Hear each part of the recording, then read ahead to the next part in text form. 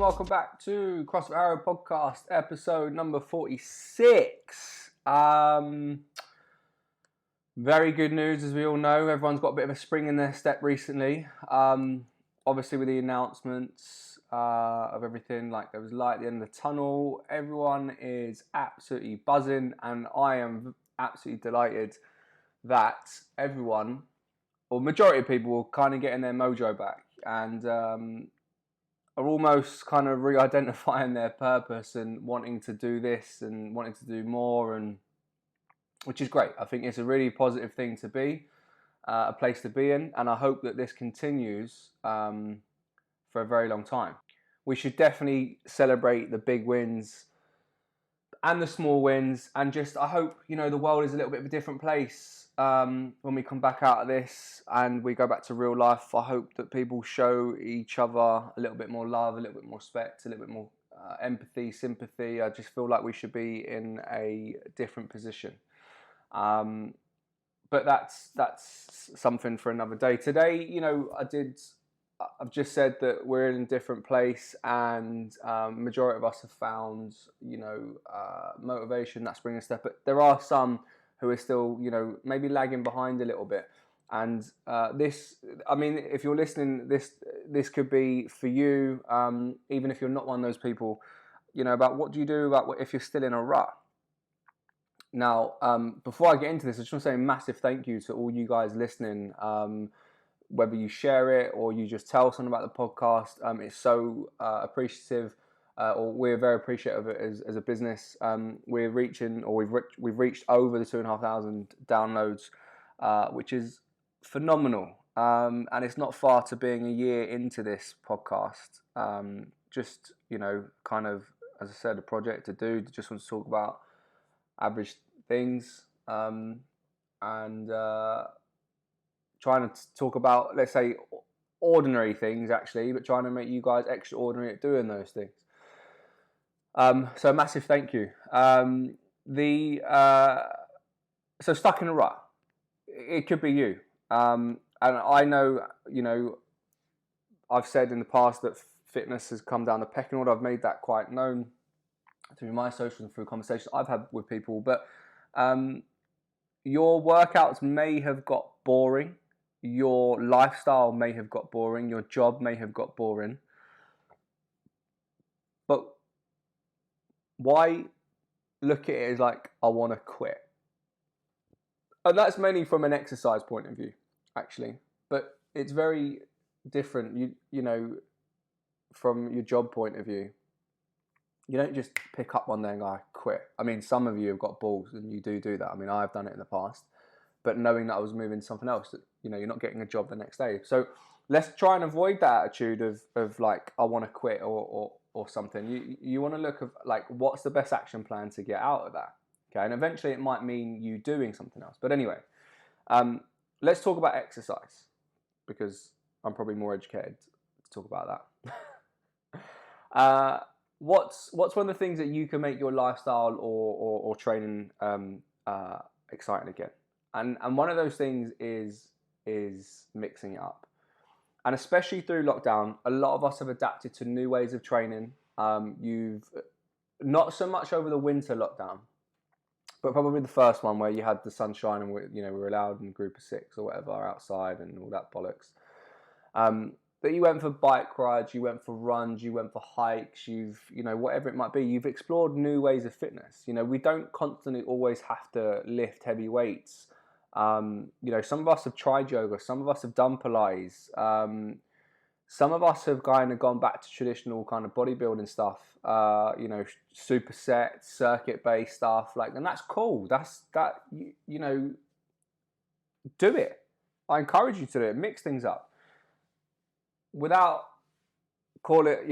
bashing about CrossFit and, how much I admire it in the sense of what it's done for people, having it constantly varied, and the key, of it is not having, it is the unknown. Like, you don't know what the workout involves.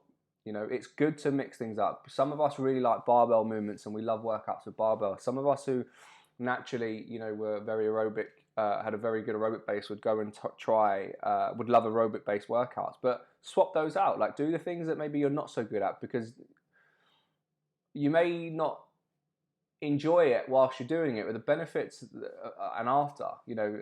Exercise does release endorphins to make you feel on top of the world as soon as you finish your workout. But the idea is not to replace your training program. It's just simply to spice things up, by doing something different from time to time. And that's why I find, geez, how many times can I say, I know, that's why I find a lot of people do get stuck in the rut of training and move over to things like CrossFit, because there's only so many times you can do 3 sets of 10, etc., muscle group workouts. But there is a purpose for that. I'm not bashing on that. There is definitely a purpose on that. We do a lot of that stuff as accessory work. You often see K's, coach at the box, even I don't post it, but we'll do accessory work that will involve like the simple standards, like 3 sets of 10. And there's nothing wrong with that. But variety is key. Spice things up a little bit in your training. If you always do the same thing, you're always going to have the same result, in theory. Okay. Now, one thing for me about how to, and this really works well for me, getting out of your rut, right? Getting out of this kind of, drip, I can't be bothered kind of thing, is updating your workout playlist. For those of you that know me personally, like, I love fucking loud music. I absolutely love it. Make yourself a playlist. A brand new playlist can make training so exciting again. And it just helps you get the best out of each session. We live in a time when technology has brought us closer to music than ever before. Like, even if you think on the social media aspect of things, you can attach music, your favorite audio, to certain things. And like, music captures your attention. Like, it triggers a range of emotions. Like, I know when I listen to certain songs, I'm like, yes, that's fucking, I love that song. Like, I feel like my blood is just pumping around my body.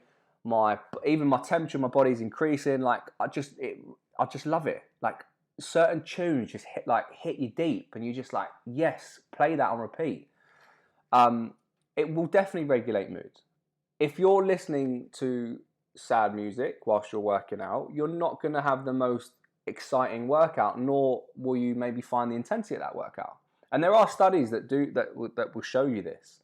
Okay, music is evident, or the effects of music is evident on what it does to your exercise performance. Okay, now I don't know about things like maybe delay and fatigue. I'm not sure about that. Maybe it kind of masks it. That's an assumption. But you will just, there's no real way of me saying it, but you just feel fucking great. Think about the tempo of music. If you think about back in the day when you used to go spin class, some people still do. Okay, nothing wrong with that. Just spice it up. You go to a spin class, or even if you go on Spotify now, there's playlists that attach beats per minute, that are focused, not attached, that are focused with regards to beats per minute, and how important that is to the type of training that you're doing. You wouldn't move into a yoga class and listen to fucking Limp Bizkit, would you? Because it'd be like your yoga on steroids. Like, you just wouldn't do it. So think about how much of an effect it would have on the workout the music would have on the workout that you're doing. Loads of studies that they've done. You can Google it. There's, everything about it is on the internet. So change up your workout playlist. Have maybe a couple of different ones. Have like workout music for like your warm-ups, like kind of setting the tone, getting you pumped. And then your actual main playlist, or even if you put them in order, you don't have to do 2 separate playlists, just an idea. But also just your workout playlist. Like, for those of you that do CrossFit and you're wadding, 10 seconds, countdown, 3, 2, 1, boom. Like, the music is getting you going. Yeah, that's something really helpful to consider doing. When we put a question out on social media about how do you, I think it was how do you do, or which one of the coaches does what to help improve their mental state, or how do they cope with the lockdown kind of thing. Music's my go-to. Like if I'm having a great day, I'm putting out the tunes. If I'm having a shit day, I'm putting up the tunes. Like I want to listen to things that are going to pump me. But there are times, obviously, you listen to different certain songs, but there are emotions attached to music. If you went to a music festival and it was like the time of your life, and like you were sitting on your mate's shoulders, having a beer, or you were around a campfire, like there's emotions attached to that stuff. So think about update your workout playlist. Okay. One of the other things now, which you probably may not thought I would have said, but is actually like take a break. If you've tried those two things, right, I think they're really effective. The whole mixing things up and getting variety, okay, and then updating your workout playlist. There's also, before I talk about it, there's also one about finding a training partner. Find someone who has the same goal as you, who motivates you, who inspires you. And maybe this person, they don't have to be better than you, okay? There's two types of people, right? In, let's say, a group environment in a class. You've got one individual in the class, and they'll look to their left, and they'll see someone who's better than them, okay? And they want to chase that person. And then they'll look to their right, and there's someone that is not as good as them, and but is close, okay? So they're chasing you. So find a workout partner that either you're trying to push away from because they're chasing you, or you're pushing towards because you're chasing them. And that naturally can help with a lot of things, in terms of like your PBs, your effort, your commitment to training, and it kind of in a way like makes you accountable to like, turn up for training, because sometimes it's very easy. Fuck it, can't be asked today. But actually, you're not in that situation. You're going to be letting the other person down. But in a realistic environment, if you can't do those three things, okay, you can't mix things up. You can't update your playlist. You can't find your workout partner. Take a break. Like, it's absolutely fine to take a step back from training and reflect on what went wrong, what you're going to do to fix it, and what time you need off. Like, we do get over-consumed that we have to train all the time, and we spoke about this in the past. Excuse me. So, take a break from doing training at home. Now, there is a massive difference, and this is a podcast in itself, of training at home and home workouts, okay? I won't go into greater detail. Home workouts is what you see dickheads do on social media, yeah? Loads of jumping around, fucking around with shit equipment, like, tin of beans, a carrot, things like that.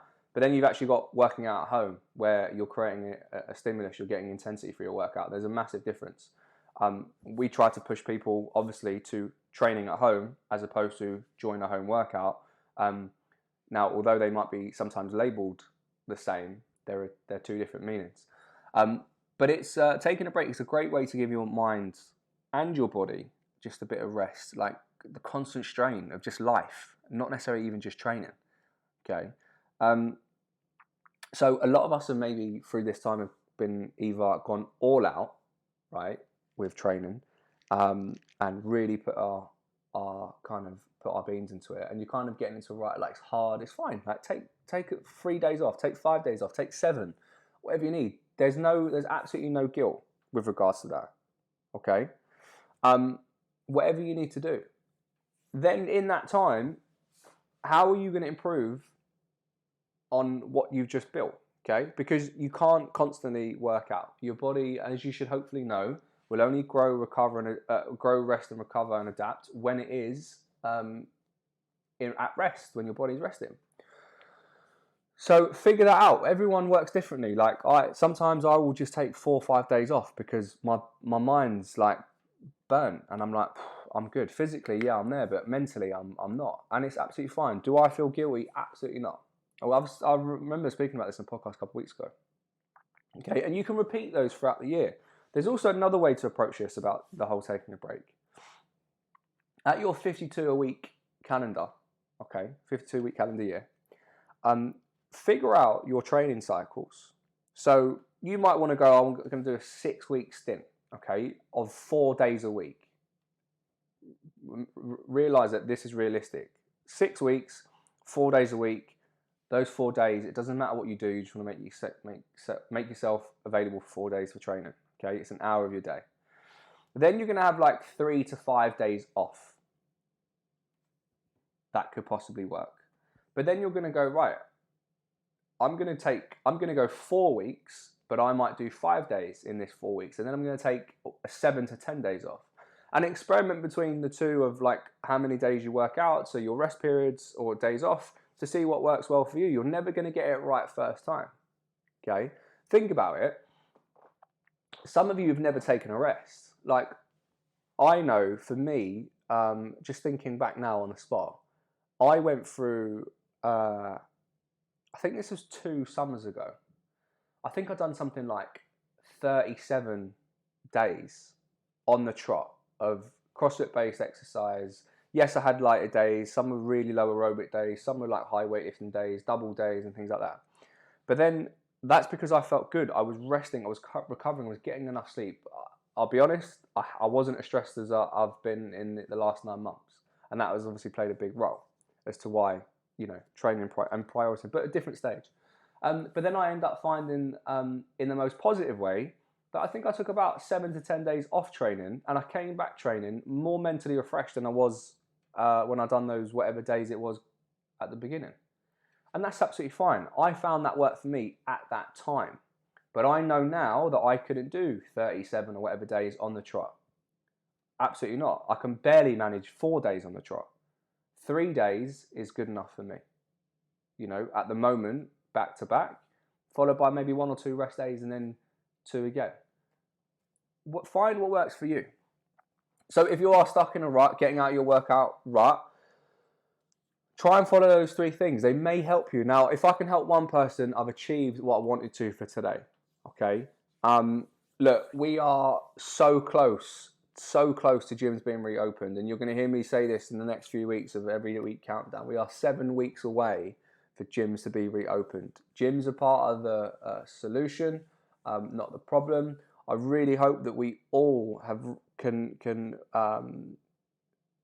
prioritize our health, not necessarily just our fitness. You know, I know that fitness can go down the pecking order. I'm talking about health, overall health, which will involve elements of fitness. Okay, fitness and health are 2 different things. So have a great week. Get everything that you want to achieve done by the end of the week, starting your next day, your next week, fresh with goals in mind. Smash them. Go get them.